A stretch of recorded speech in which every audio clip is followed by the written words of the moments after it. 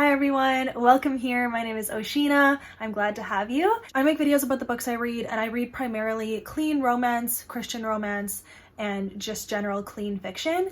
And so today I wanted to share all of the romance books that I would recommend that don't have any spice in them. So spice is a term that we use to describe sex in books, and it's kind of like the more PG way of saying it. So all of the books I'm about to share either have zero spice in them or it's fade to black. So there is also this term called fade to black, where that means that you know they're about to be doing it and they are doing it, but you don't see anything on page of them doing it.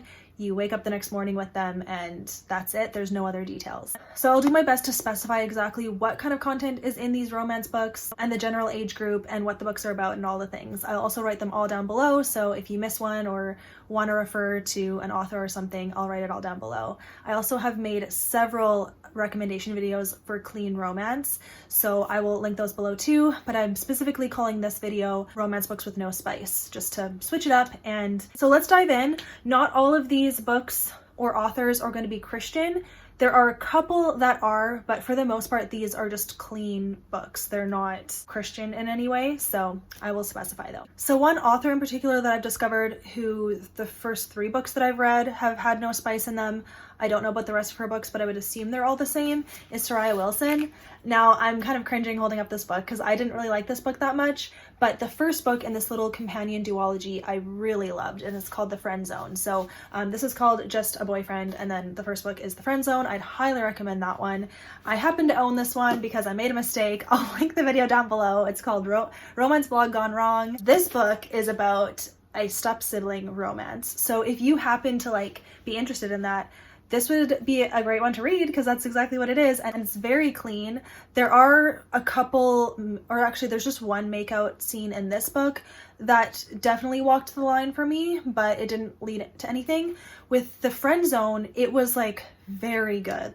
There was definitely kissing and there was feelings involved of being so passionate, but it didn't even get close to the bedroom, which is what I appreciate. So yeah, for The Friend Zone, I highly recommend it. And this is kind of a dating coaching story where the girl is his tutor and he wants to help her get this boy to like her. So they're helping each other out. It's like a deal kind of thing. And it's just so cute. They slowly become friends and then they catch feelings, and it's the cutest thing ever. So yeah, and then I've also read Moonstruck by this author, and this one was pretty cringy, so I wouldn't necessarily recommend it either, but it also was very clean. So it seems like Sarai Wilson is an author that we can trust for the most part for having no spice in her books, so that's why I wanted to share it, but definitely The Friend Zone is my top recommendation. So next I'm gonna recommend Sarah Adams. She has in the past been known for being a no spice author. That is changing with her new release, so I don't know anything about that yet. We don't even know the cover or the title, I don't think, of her new book, and it's coming out next year. But I'll share the 2 books that I've read that I really like and they don't have any spice in them. So the first one is The Cheat Sheet. This is actually my first book by Sarah Adams that I ever read, and I loved it. So I was very excited to discover this. But this is a fake dating story. So I love fake dating, especially when it's done well, and this was done well. This is also best friends to lovers, so just my 2 favorite tropes all in one, and I just felt like it was written really well. It was definitely a bit cheesy, but the kind of cheese I love to eat up just because of the fake dating and the best friends to lovers. It just so good. So there's definitely a lot of tension. She writes, I would say, sexual tension in her books, but for me it's not too much. I enjoy reading it and it doesn't feel like it is wrong for me to be reading it.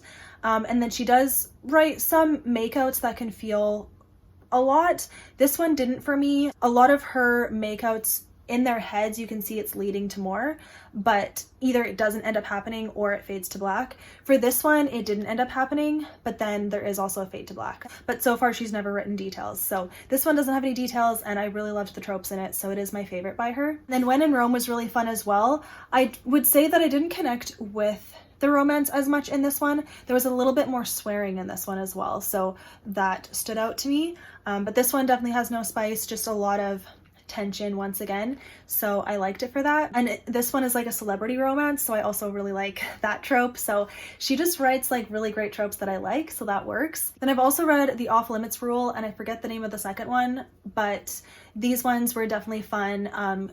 Really cheesy though, so I wouldn't necessarily say they're like the best. I would say When in Rome and The Cheat Sheet are better, but these two books, the Off Limits Rule and then I forget the name of the second one, but I'll put the covers up eventually, they definitely had no spice, but a lot of, once again, tension. And in the second one in particular, I remember a pretty steamy makeout, but it didn't lead to anything, so that's one thing.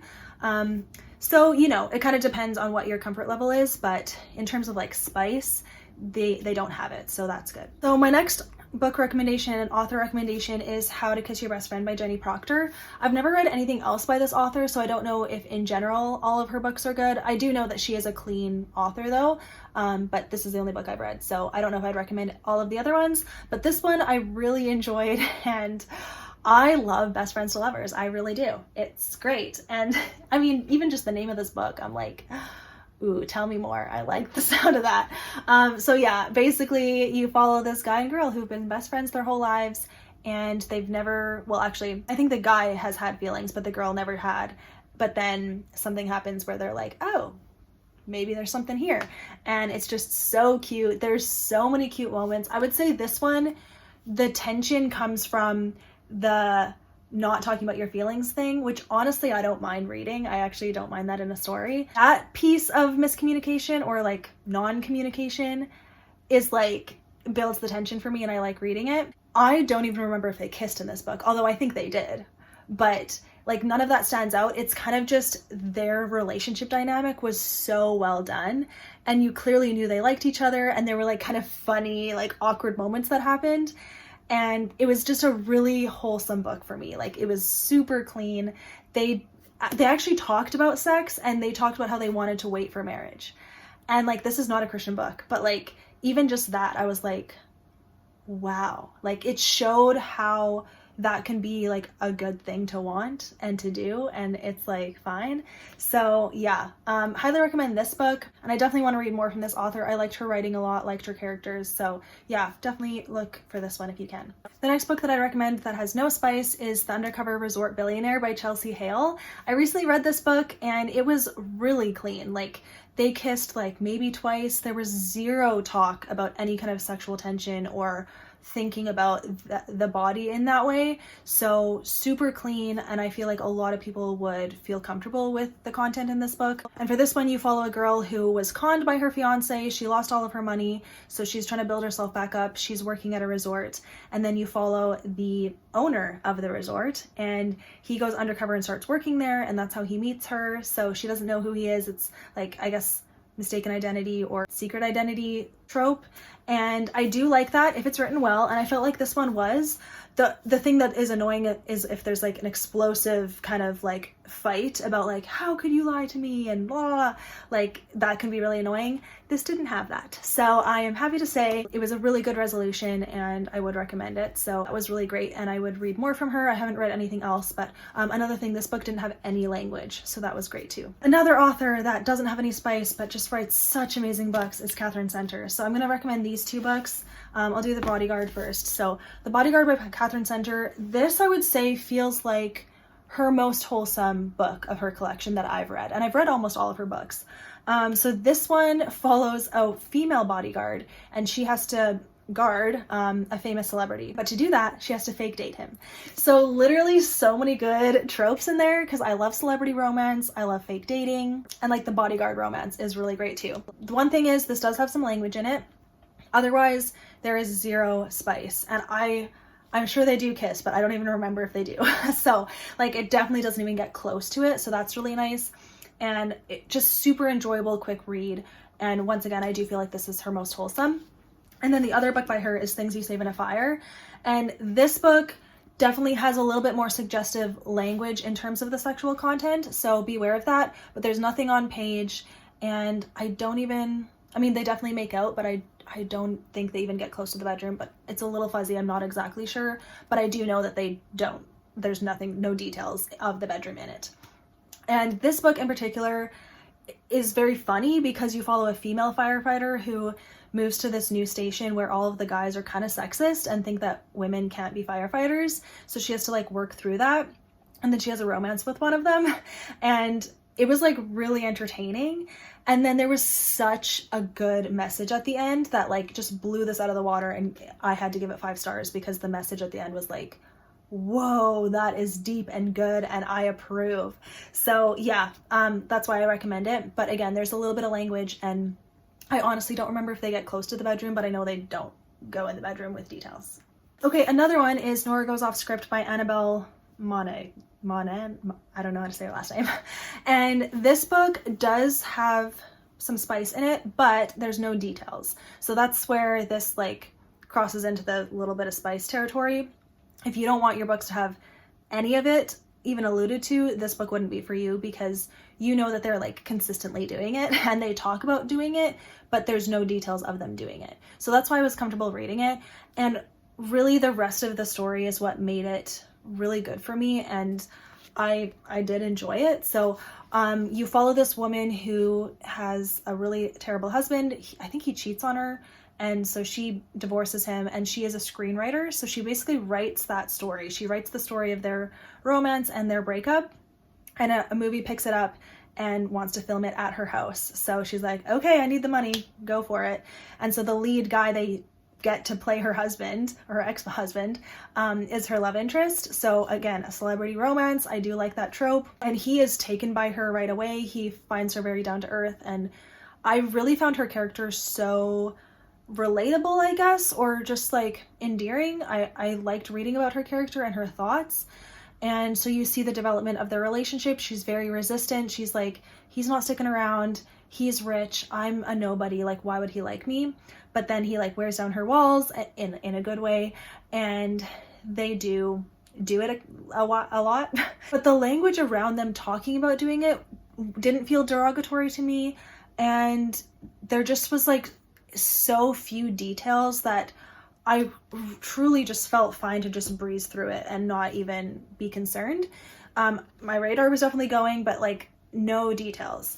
And there was a very light language in this book. I think there's 2 F words, but otherwise the language is very light. So I enjoyed it and I was very invested in this relationship and seeing where it was going to go, because like it takes a turn, a hard turn, and then it takes another turn, and I had no idea what was happening or what was going to happen, and so I just had to know. So I just felt like it was really well written for that, and yeah, so that's why I recommend it here. An author that I don't talk about as much now because I don't read her books currently, but back in the day, Kasie West was such a good romance writer. And I mean, she probably still is. I just don't read her books as much because they're YA. So this is a YA romance. Typically, we hope that YA romance is clean. It isn't always. This is purely clean. So good. So Kasie West, she writes in this book a sports romance.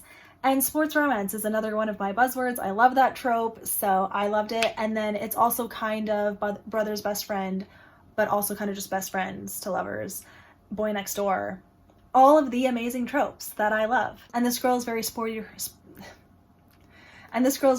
herself, so that was really fun to read. And yeah, they kiss once, maybe twice, and it's so cute, so cute. Like, and as far as I'm aware, none of her books have any spice in them, even currently. So I highly recommend Kasie West for books with no spice. Another one with no spice is The Last Song by Nicholas Sparks. This is also YA, and this has a little bit more heavier topics, but there is no spice in it. There's definitely a super cute romance in here, summer romance, and it's really cute, but also really strong, great message between like a a child-parent relationship. And so yeah, I would highly recommend this, and it is clean. Okay, lastly, the book that like leans towards Christian romance is Memory Lane by Becky Wade. This book has very light Christian faith in it, so I feel like you could easily read over it. It doesn't overpower the story. It's definitely not like a major theme. It's definitely this romance, and this romance is definitely like opposites attract. So it's not Grumpy Sunshine necessarily, because I wouldn't say that either one of them is the sunshine. They're both kind of like having issues, but they're also opposite. Like, she's very artistic and flies under the radar. She doesn't want attention. She's just living on her island by herself. And then the guy, turns out that he's super rich and he's trying to discover who he is because she finds him in the ocean and she saves him and he has no memories. So she has to like nurse him back to health. And watching their relationship grow was like very funny because it just like clearly didn't seem to click, but then seeing it grow into a friendship and then more was so satisfying. And then there's also definitely heavier topics. There is a description of sexual assault in this book that happened in the past, so she does describe it a little bit, but that didn't feel like spice to me. That wasn't the point. Other than that, they do kiss a little bit, but nothing else. Definitely recommend this for a book with no spice, but just really fun romance and just with light Christian themes in it. Okay, really quick, the kind of fantasy sci-fi that I have to share is The Lunar Chronicles by Marissa Meyer. This is Cinder, the first book. Each book has a romance in it that you follow a different couple in, but there's zero spice. So yeah, this is fully YA. They do kiss and like talk about how much they love each other, but it's nothing past that, and there's nothing sexual about it in my opinion. So if you want to get into fantasy sci-fi, then do that. And then The Host by Stephenie Meyer is another one where it's pretty much, I'd say like, well, the romance and like the plot are so linked that like I loved it. So for this one, it's almost like a love triangle slash love square. And I mean, if you don't know anything about this book, this one follows where aliens have invaded Earth and they take over the human body. And you follow one human who has an alien in her, but she is still conscious and kind of can make the alien do things. So they're like kind of fighting against each other. And the human had a boyfriend, and now this alien is having a different boyfriend. So they have to like work on that. And it's really good. No spice in it. They do make out, but that's it. And yeah. So those are all of my current recommendations, the best books with no spice in them. So all of these are romance books I have enjoyed and I would recommend to you. Hopefully I described the details enough to know if it's right for you. I'll write them all down below, and I will link my playlist for all of my book recommendations and all of my clean romance recommendations, because I have quite a few. Some of them are Christian specific and some of them aren't, but these were all not Christian specific. So if that's not what you're looking for, then these don't have it in it, but they don't have any spice, which is nice. So I hope you guys enjoyed. Feel free to leave recommendations down below for other books and authors that you've read that are clean and have no spice. I'm always looking for more. It's definitely hard to find sometimes, but I do know that Kindle Unlimited has quite a few options, so definitely check there. And then Instagram. Instagram's a great place to find clean romance. I follow quite a few accounts that post only clean romance reviews, and I find that really helpful. So I hope you enjoyed watching. Thank you for being here, and I will see you in my next one. Bye. And it's kind of like the more PG way of saying it, more G way even.